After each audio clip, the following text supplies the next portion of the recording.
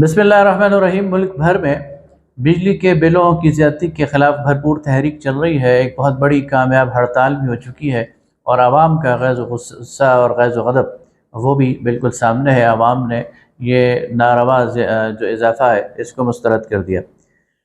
और हुकूमत से मुतालबा है कि इनको फ़ौरी तौर पर वापस लिया जाए। अलबत्ता सवाल ये पैदा होता है कि असल मसला क्या है। तो मैं चाहता हूँ आप चंद मिनट मेरे साथ रहें और हम इस पर ज़रा तफसील से बात करें कि असल में ये मसला क्या है, बिजली के बिलों की कीमत इतनी ज़्यादा क्यों है और इसकी वजूहात और मुहर्रिकात क्या हैं। अमूमन हमें IMF की ट्रक की बत्ती के पीछे लगा दिया जाता है कि ये हम तो मजबूर हैं जी, IMF से हमने कर्ज लिया हुआ है, IMF की शराइत हैं, IMF ये कहता है, IMF वो कहता है। असल मसला IMF का नहीं है, असल मसला बैड गवर्नेंस का है। असल मसले तीन हैं जिनको समझने की ज़रूरत है और जब तक हम उन्हें समझेंगे नहीं ये मसला इसी तरह रहेगा और जो भी हुक्मरान आएगा वो हमें IMF के पीछे लगाकर अपनी बदमाशी और अपनी आयाशी और अपनी करप्शन उसमें मसरूफ़ रहेगा। पहला मसला तो वापडा की करप्शन का है। पाकिस्तान के अंदर अगर सबसे करप्ट इदारा कोई है तो वो वापडा और उसकी निजी झेली कंपनियां हैं। एक लाइनमैन से लेकर एक SDO, एक XCN, एक चीफ इंजीनियर से लेकर चेयरमैन वापडा तक, ये सारे के सारे ये करप्शन के अंदर लुथड़े हुए हैं। इस पूरे के पूरे गंद में ये मुलविस हैं और ये ऐसा नहीं है कि चोरी कोई रुपयों में हो रही है, कोई हज़ारों में हो रही है, कोई सैकड़ों में हो रही है, ये चोरी अरबों रुपए की हो रही है। इसकी मिसाल अगर दी जाए कि ऐसा नहीं है कि किसी शहरी ने कुंडा लगा दिया है तो उसके नतीजे में ये चोरी हो रही है। वो कुंडा तो शायद इशारिया 0.0% भी नहीं होगा। असल मसला क्या है, मैं आपको इसकी एक मिसाल देता हूँ। मसलन गुजरावाला है, गुजरावाला के अंदर जो स्टील इंडस्ट्री है, जो लोहे की भट्टियाँ हैं जो लोहे को पिघलाती हैं, उनकी वो भट्टियाँ वो बिजली से चलती हैं और अगर सही तरीके से उनका बिल आए तो उनके महीने का बिल 3 करोड़ 4 करोड़ रुपए आना चाहिए। लेकिन इन मिल मालिकान ने, इन मिल ओनर्स ने वापडा के साथ, उनके लाइनमैन के साथ, उनके SDO के साथ, XCN के साथ मिली भगत करके वो करोड़ों का बिल ये लाखों में ले आते हैं और वो जो बाकी है वो ये कंज्यूमर पर डाल देते हैं, एक आम आदमी पर डाल देते हैं जो कि 300 यूनिट 400 यूनिट खर्च करता है। उसका बिजली का बिल अगर 10,000 आना चाहिए वो 20,000 आ जाता है, 25,000 आ जाता है और वो छत से उछलना शुरू कर देता है। उसे ये मालूम नहीं होता कि मुझे नाकर्दा गुनाह की सज़ा दी जा रही है, मुझ पर वो बिल डाला जा रहा है जो मैंने इस्तेमाल ही नहीं किया।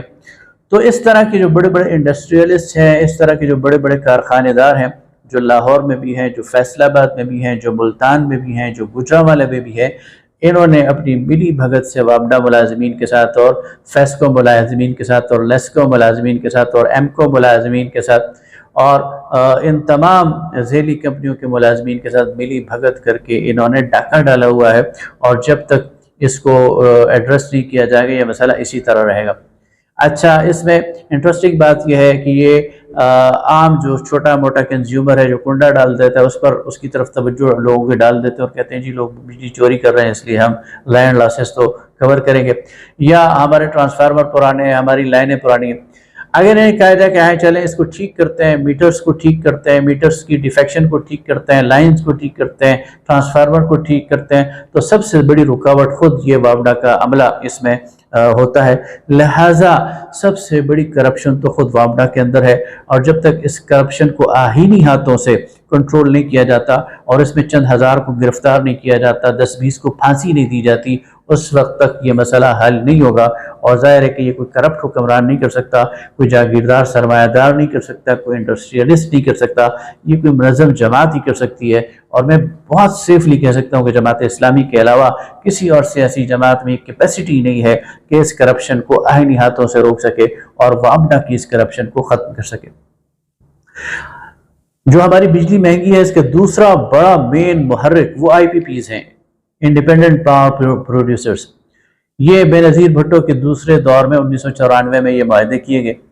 और महंगी बिजली खरीदी गई और उसको फिर तकसीम किया गया।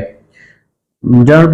परवेज मुशर्रफ के दौर में जो वापडा के चेयरमैन थे जनरल जुल्फ़िकार, उन्होंने इस पर यह कमाल किया कि इन IPPs के साथ रीनेगोशिएट किया और इनकी जो मुद्दत मुआहदा है उसमें तोसी कर दी और अब ये मुआहदे 2027 तक चलेंगे। اچھا اس میں مسئلہ کیا ہے؟ اس میں مسئلہ یہ ہے کہ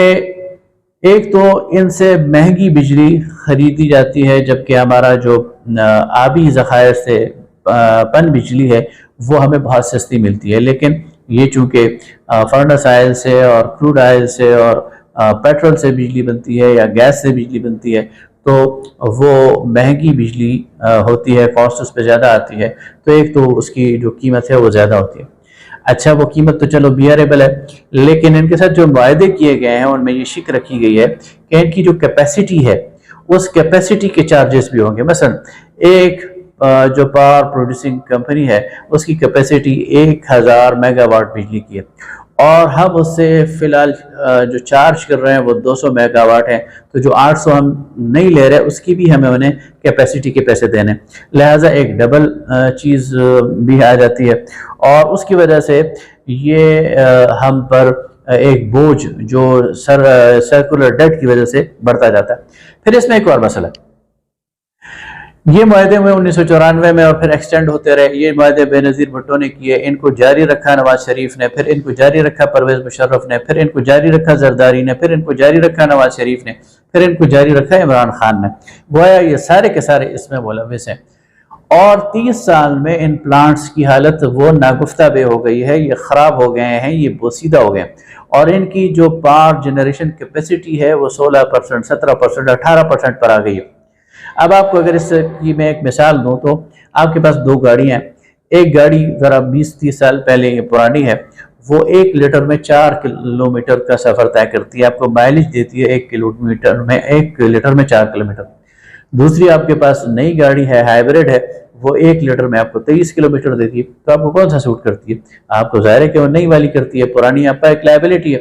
یہ سارے کے سارے پلانٹس پرانے یہاں پر لائبلٹی ہیں، ان کی جنریشن کیپیسٹی کم ہو گئی ہے، یہ گل سڑ چکے ہیں، یہ تباہ حال ہے، لیکن اس کے باوجود ہم ان کو چلانے پر مجبور ہیں۔ مہنگا کاسٹ ہم آتا ہے، مہنگی بجلی آتی ہے، اور اگر ہم ان کو خالی رکھتے ہیں، ان کو بند رکھتے ہیں، تو ان کی کیپیسٹی چارجز ہمیں دینے پڑتے ہیں۔ تو یہ ایک ایسا گھن چکر ہے جس کے نتیجے میں ملک کے اوپر ایک سرکولر ڈیٹ کی صورت میں اس وقت یہ 2500 ارب روپے یہ ہم پر سرکولر ڈیٹ جو ہے وہ پڑ چکا ہے۔ لہٰذا یہ جو پلانٹس ہیں یہ اسکار رفتہ ہو گئے۔ اس وقت ہماری ٹوٹل کیپیسٹی 42,000 میگا واٹ ہے، جبکہ پیکر آورز میں ہمیں 26,000 سے زیادہ کی ضرورت نہیں۔ اس کا مطلب یہ ہے کہ ہم ضرورت سے زیادہ اور فاضل بجلی بنانے کے قابل ہیں، لیکن چونکہ ملک میں انڈسٹری بند ہے، ملک میں سی پینک کا وہ معاہدہ جو ہوا تھا وہ اس پر کام رکا ہوا ہے، اور ملک میں ایکسپینشن نہیں ہو رہی، بلکہ جو موجود انڈسٹری ہے وہ تو ختم ہو رہی ہے۔ لہٰذا ہم جو کیپیسٹی چارجز بھر رہے ہیں اور وہ عام کنزیومر بھر رہا ہے وہ 42,000 میگا واٹ کے حساب سے بھر رہا ہے، اور ہماری کنزمپشن ظاہر ہے کہ 26,000 ہے۔ تو اس سے آپ اندازہ لگا سکتے ہیں کہ اس عوام کے ساتھ کیا کھلواڑ کیا گیا ہے۔ بیڈ گورننس کی یہ ایک انتہا ہے۔ تیسرا ایشو ناجائز ٹیکس ہیں، ہر بل پر 13 قسم کے ٹیکس وصول کیے جاتے ہیں، اور وہ ٹیکس جو ہے وہ ایک عام آدمی کی کمر توڑ دینے کے لیے کافی ہے۔ لہٰذا ان تینوں مسائل کا حل وہ کیا ہے؟ پہلی بات تو یہ ہے کہ وابڈا کی اس کرپشن کو ختم کرنے کے لیے سخت اقدامات کرنے پڑیں گے، اور اس کے لیے ایک منظم قوت کی ضرورت ہے، اور میں کہہ چکا ہوں کہ وہ جماعت اسلامی کے علاوہ کوئی اور نہیں۔ آئی پی پیز کے حوالے سے تو میں کم از کم کنونس ہو گیا ہوں کہ ان کو نیشنلائز کر دینا چاہیے، ان کو ٹیک اوور کر لینا چاہیے، ان کو ریاست کی تحویل میں لے لینا چاہیے، ان لوگوں نے لوٹ مار مچا رکھی تھی وہ ختم کر دینی چاہیے، اور یہ سارے کے سارے پاور پلانٹس حکومت براہ راست اپنے کنٹرول میں لے کر خود چلائے۔ اور اس کے نتیجے میں کیا ہوگا؟ اس کے نتیجے میں اگلے 6 مہینے تک انہی ریٹس پر بجلی فروخت کرے، قوم 6 مہینے قربانی دے، انہی ریٹس پر بجلی خریدے، اور وہ جو منافع ہے جو آئی پی پیز کو جانا ہے وہ آئی ایم ایف کو دے دیا جائے۔ جب وہ آئی ایم ایف کو دے دیا جائے گا تو آئی ایم ایف سے ہماری جان چھوٹ جائے گی 6 مہینے کے اندر اندر۔ اس کے بعد پھر ان کو سٹیبلائز کیا جائے، پھر ان کے بعد عوام کو ریلیف دیا جائے، اور عوام کو ان کی یعنی 300 یا 500 یونٹ بجلی تک تو بہت زیادہ ریلیف دیا جائے، اور اس سے زیادہ جو کنزیوم کرے اس سے اس کے مطابق پیسے لیے جائیں۔ اور اس میں ظاہر ہے کہ شور مچے گا، اس میں ظاہر ہے کہ دنیا والے بات کریں گے، شاید دیگر ممالک بات کریں تو اس کو فیس کرنا چاہیے اور بالکل کھل کر بتانا چاہیے کہ ان لوگوں نے 30 سال تک اس ملک کو لوٹا ہے، انہوں نے اتنا، اور آپ کے پاس فیکٹس اینڈ فگرز ہونے چاہیے کہ انہوں نے ٹریلینز آف ڈالرز ہم سے کمائے ہیں اور انہوں نے تو کھال ادھیڑ دی ہے اس قوم کی، لہٰذا اب پوری طریقے سے یہ اپنا منافع بھی سمیٹ چکے ہیں، یہ اپنی انویسٹمنٹ بھی سمیٹ چکے ہیں، لہٰذا اب ان کا کچھ باقی نہیں بچتا، یہ ساری کی ساری چیزیں اسٹیٹ اونڈ ہیں اور قوم یعنی ریاست اور حکومت اس کو چلائے گی،